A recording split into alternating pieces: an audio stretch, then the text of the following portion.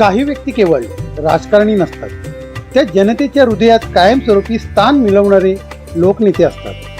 आपल्या कार्याने, संघर्षाने आणि निस्वार्थ सेवाभावाने इतिहास घडवणारे असेच एक व्यक्तिमत्व म्हणजे रायगड जिल्ह्याचे लाडके नेते, शेतकरी कामगार पक्षाचे ज्येष्ठ नेते आणि माजी आमदार दत्तू शेठ म्हणजेच दत्तात्रय नारायण पाटील अर्थात तात्या.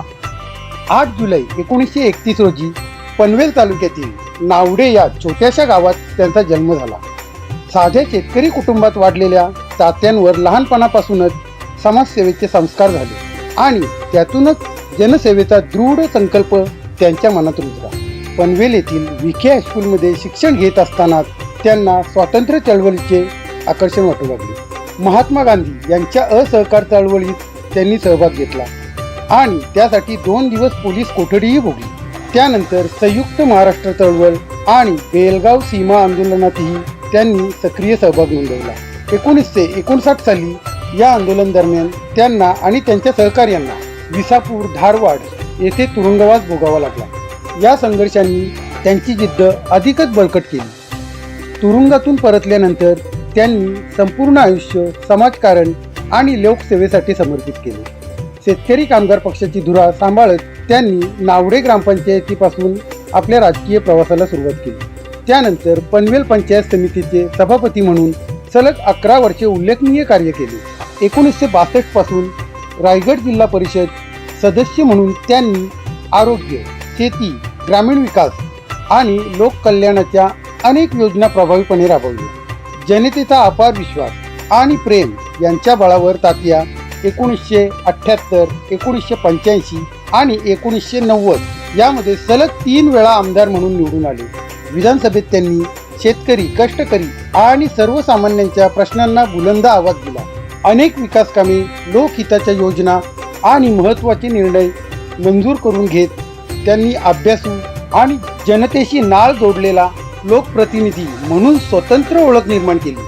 तात्यांचे व्यक्तिमत्व केवळ राजकारणापुरते मर्यादित नव्हते. प्रत्येक कार्यकर्त्यांच्या सुखदुःखात सहभागी होणे, सर्वसामान्यांच्या अडचणी समजून घेणे आणि त्यांच्या समस्या सोडवण्यासाठी सदैव तत्पर राहणे हीच त्यांची खरी ओळख होती. आगरी समाजाला ओबीसी आरक्षण मिळवून देण्यासाठी आजही समाज कृतज्ञतेने स्मरणात ठेवतो. शिक्षण क्षेत्रातही त्यांचे योगदान तितकेच मोलाचे आहे. 1984 साली त्यांची रयत शिक्षण संस्थेच्या मॅनेजिंग काउन्सिलवर निवड झाली. रायगड जिल्ह्यात अनेक शैक्षणिक संस्था उभारण्यात त्यांनी महत्त्वाची भूमिका बजावली. पनवेल येथील ASC महाविद्यालयाच्या उभारणीतही त्यांचे योगदान अमूल्य आहे. धार्मिक आणि सामाजिक परंपरांबद्दल त्यांना विशेष आस्था होती. सत्यनारायण पूजा, गणेशोत्सव आणि नवरात्रोत्सव यांसारख्या कार्यक्रमांमध्ये ते श्रद्धेने सहभागी होते. आगरी समाजासाठी पंढरपूर येथे उभारण्यात आलेल्या 40 खोल्यांच्या भव्य धर्मशाळेच्या उभारणीतही त्यांचा सिंहाचा वाटा होता. प्रवास आणि वाचन हे त्यांचे आवडते छंद होते. भारतभरातील अनेक तीर्थक्षेत्रांना त्यांनी भेटी दिल्या. राजकीय, ऐतिहासिक, सामाजिक आणि धार्मिक ग्रंथांचा त्यांनी सखोल अभ्यास केला. ज्ञानेश्वरी, विविध चरित्र ग्रंथ आणि वर्तमानपत्रातील घडामोडींचा सातत्याने अभ्यास करून ते आपल्या विचारांना अधिक समृद्ध करत असत. या सर्व कार्यामागे त्यांना मोलाची साथ लाभली ती त्यांच्या पत्नी सौभाग्यवती प्रभावती दत्तात्रय पाटील यांची. गावातील सर्वजण त्यांना प्रेमाने काकू म्हणून संबोधत. 2 मुली आणि 3 मुलांचा सांभाळ करत असतानाही त्यांना भेटण्यासाठी येणाऱ्या प्रत्येक नागरिकाची त्या मनापासून सेवा करत. दूरवरून पायी चालत आलेल्या व्यक्तींना जेवण घातल्याशिवाय त्या कधीच परत पाठवत नसत. कारण त्या काळी प्रवासाची साधने मर्यादित असल्याने अनेक जण मोठ्या कष्टाने तात्यांना भेटायला येत. स्वतः तात्याही सामाजिक कार्यासाठी प्रवास करताना नेहमी ST बस किंवा मिनी डोर रिक्षाचाच वापर करत असत. त्यांचा साधेपणा आणि लोकांशी असलेले आत्मीय नाते हे त्यांच्या व्यक्तिमत्वाचे वैशिष्ट्य होते. अशा या थोर समाजसेवकाची प्राणज्योत 28 फेब्रुवारी 1914 रोजी माळवली. आज तात्या आपल्यामध्ये नसले तरी त्यांनी दिलेले आदर्श, त्यांचे विचार आणि संस्कार आजही असंख्य कार्यकर्त्यांच्या आणि जनतेच्या मनात जिवंत आहेत. आजही रायगड जिल्ह्यातील अनेक ज्येष्ठ नागरिक तात्यांच्या कार्याच्या आठवणी अभिमानाने सांगतात.